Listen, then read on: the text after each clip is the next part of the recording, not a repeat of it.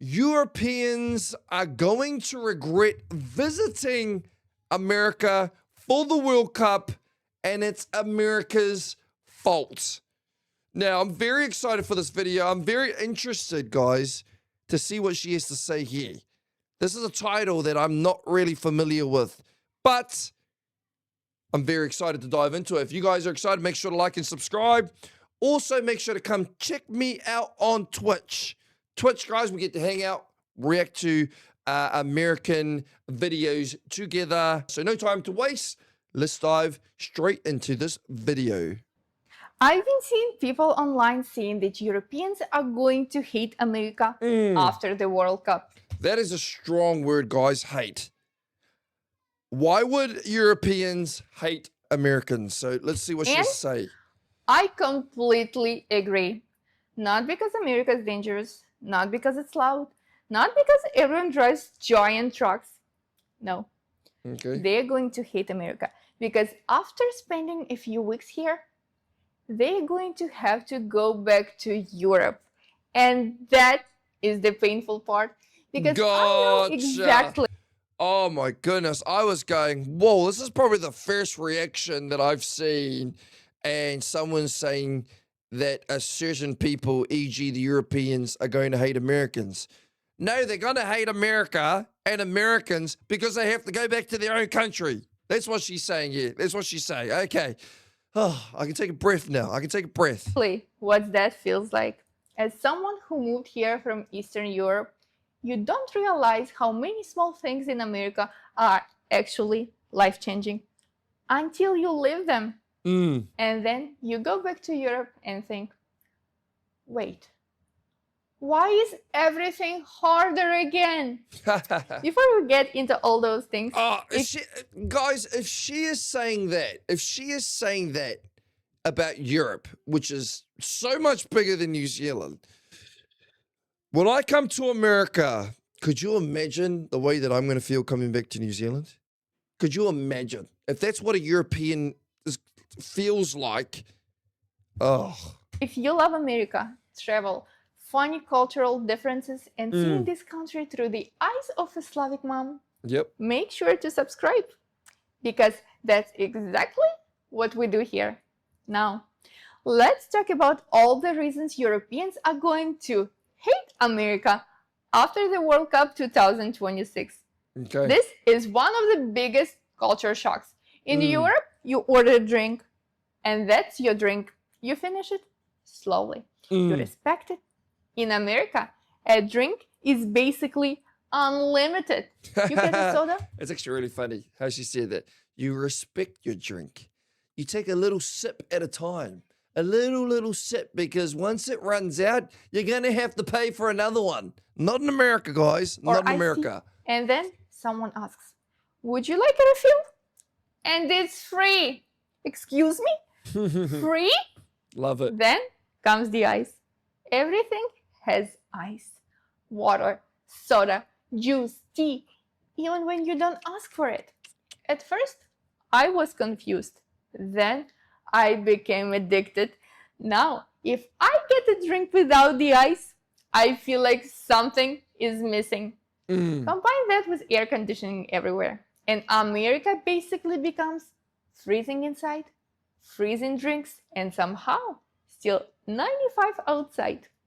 At first, Europeans will say, why is everything so cold? Day 1, why ice?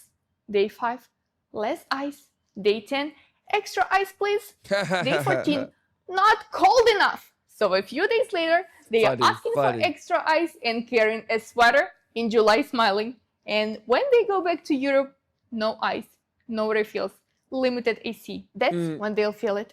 That's when they'll go, okay, I get it now.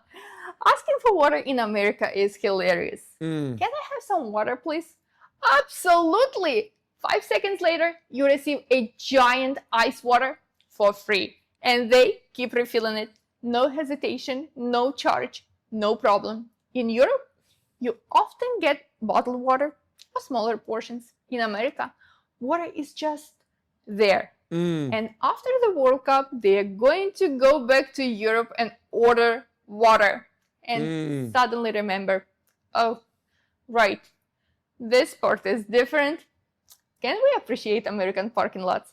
You pull in, park, open every door, take your child out, load groceries, and nobody's touching your car. Nobody's blocking.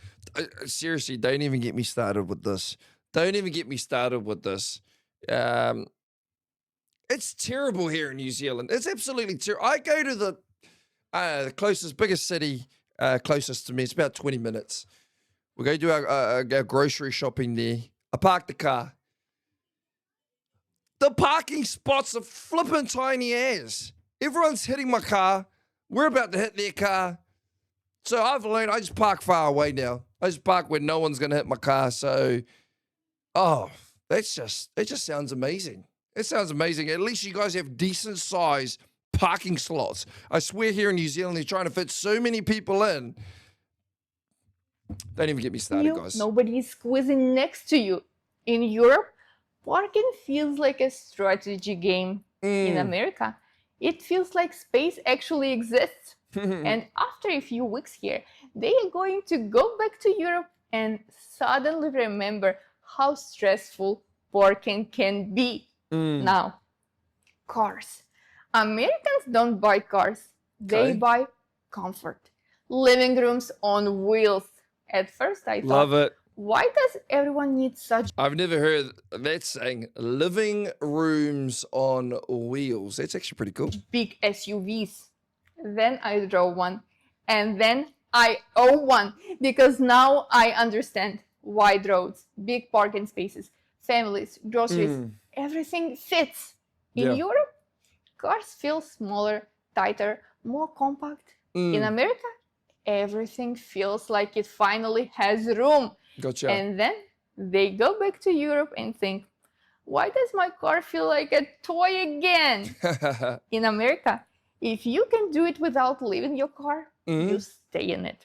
Gotcha. In Europe, you park and walk everywhere. And after the World Cup, they are going to go back to Europe, park their car, and instinctively think, I wish I could stay inside for this. Because once you get used to drive-through life, you don't forget it. Everything is bigger in America. Roads, stores, parking, carts, fridges, portions. You go into Walmart for toothpaste and leave with candles, snacks, a blanket, and somehow popular furniture. In Europe? Gosh, I say that all the time. Walmart would be dangerous for me. I'd come out with things I do not need. Stores feel more compact, more structured. In America, it feels like space itself is a part of the experience. And then they go back to Europe and think, wait, where is the rest of the aisle? Even food portions change you. A medium drink in America looks like a large everywhere else. Yeah, actually, that's a very good point. I watched one reaction video. The fella ordered a small. He couldn't even fit his hand around it. He couldn't fit his hand around it, guys. That's not a small. That's not a small. Like our smalls, maybe I should bring one, but it's yay big.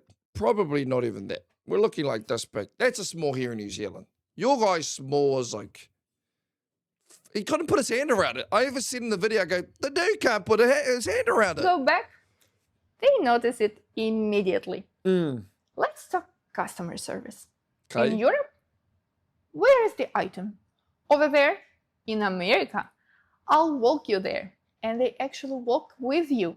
Sometimes they help you. Sometimes they check back later. At first, it feels strange.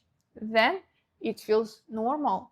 Then they go back to Europe and think, oh, okay, this feels different now. Can I get it to go? Becomes life. At first, Europeans sit and eat normally, very relaxed, very European. Then, one day, they think, actually, can I get this to go? And just like that, it starts. Then, they go back to Europe and still want a box for everything. And what about politeness of Americans? Everyone greeting you, saying, hi, how are you? At first, why is everyone asking me this? Then they start doing it too. Then they go back to Europe and accidentally say it to strangers and think, wait, I didn't do that before. People joke Awesome. about it. I've talked about that, you know, the World Cup, everything in America, the kindness, the differences. We, you know, and let's just hope that all the people that came for the World Cup go back to their own countries, take the positive things. In every country, let's just be honest, in every country, every country has its positives and negatives. One thing that I have been brought up in believing is you take the positives, you leave the negatives. Take the positives, leave the negatives. So many positives in America. And I hope they take those positive things, implement it in their own countries to change their culture. It's important. We all need to talk to each other. We all need this the social aspect in life. It's good not only for yourself, it's also good for the other person that you're talking to. We need to be more friendly in this world, guys. America. But have you seen this country? You can drive a few hours and suddenly you are looking at mountains or beaches or desert or forest or crystal clear springs. It feels like 5 different countries in one. America is unbelievably beautiful. And during the World Cup, millions of visitors are going to realize soccer isn't the only attraction. In Europe, you often travel to see something new. In America, you just drive and the landscape changes like a movie. Yeah. And after the World Cup, they are going to experience all of this beauty.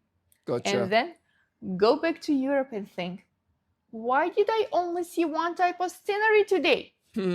Because America is unbelievably beautiful. And once you've seen it, you don't really forget it. Yeah. One of my favorite things about America, everywhere you go, you hear different languages. You'll hear English, Spanish, Ukrainian, Polish, Portuguese, French, Arabic, Romanian, and 10 other languages before lunch. People bring their traditions, their food, their culture. In Europe, countries are diverse too. Okay. But here it feels like everything is mixed in one place, every day, everywhere. And then they go back to Europe and suddenly the streets feel quieter. Not bad, just different. Like something is missing. That global energy. You don't notice it until it's gone. As an immigrant, this one means the most to me. Okay. People focus on America's problems. Yep. Every country has problems. Exactly. But what literally just said that before. surprised me was how much people believe anything is possible here. Love it. Want to start a business? Go for it. Want to change careers? Go for it. Love it. Want to move states and restart your life? Go for it. Love it. Want to make YouTube videos in your second language with an accent? Apparently, people will actually watch. In many parts of Europe, there are rules, system, limits, expectations. In America, there is more. Try it and see. Yeah. And after the World Cup, they are going to... It's a very, very good way that she puts that. And I've heard this so many times in reaction videos. It's give it a go and see. That's the mentality of an American. Give it a go and see. You know, for example, when I started this YouTube channel, that's the hardest hump to get over is, you know, is people going to care what I have to say? You know what I mean? But once you get over that hump, like, I feel like I can conquer the world with a lot of my American friends, especially everyone that comes onto my Twitch, even on my YouTube channels, anyone that supports me on whatever platform I'm on. Massive encouragement. I feel like I can accomplish the world, and that's obviously because of your guys' support and the way that you guys think. Give it a go, see what can come of it. Go back to Europe and think, why does everything suddenly feel more complicated again? That difference stays with you. So yes, I agree. Europeans are going to hate America after World Cup 2026. You tricked Not me. because it's bad, but because it makes life feel easier, bigger, more convenient, and more open in ways you don't fully appreciate until you leave. And then they go back to Europe and suddenly notice everything they didn't notice before. Because Yeah. the hardest part of America isn't arriving, it's living. She hit that right on the head. Bang, bang, bang, bang. I agree. Be very hard to leave. Very hard to leave. I've heard this a lot. Becoming an American citizen is like winning the lottery, which I 100% agree. And, you know, when I look at a lot of these reactions, it's not even so much like you always love your own country. Like when I'm discovering America, I'm discovering it through my own eyes. Just everything, it's just the differences. It's just the differences. I always love New Zealand. New Zealand's my hometown just as much as all my American family love America. But there are limits to what New Zealand can produce compared to America. Just the size difference. Size difference? America is like 40 times bigger than New Zealand. Population wise, 350 million people compared to 5. Culture wise, totally different. We take a lot after Europeans. And so we're quite similar in a lot of different ways. But overall, it's admiring a different country, their culture, what they believe in, and I feel like a lot of us reactors are doing that in that way. You always got to love your own home country. It has to always be a love for your own home country, but that doesn't mean you can also love another country just as much, if not more. And I guess at the same time, I guess what's happening over in Europe, I don't know. What's happening over there could be the effect that's taking place that a lot of them want to go, well, forget this place. Let's go to a place that actually love, adore. They're proud to be an American. So very, very interesting perspectives. Love her. She's flipping awesome. Mama with an accent. She tricked me. She sure as heck tricked me. Because when she said the word hate, I was going, whoa, whoa, whoa, whoa, whoa, whoa, whoa. What's going on here? But she tricked me. She is 100% right. And literally every single point that she made. If you guys enjoyed this video, make sure to like and subscribe. Also, make sure to leave a comment. I love reading all of you guys' comments. Also, make sure to check me out on Twitch. We go live Monday to Thursday. Come hang out with me. We can watch reactions together. And we'll see you guys in the next one. Let's go.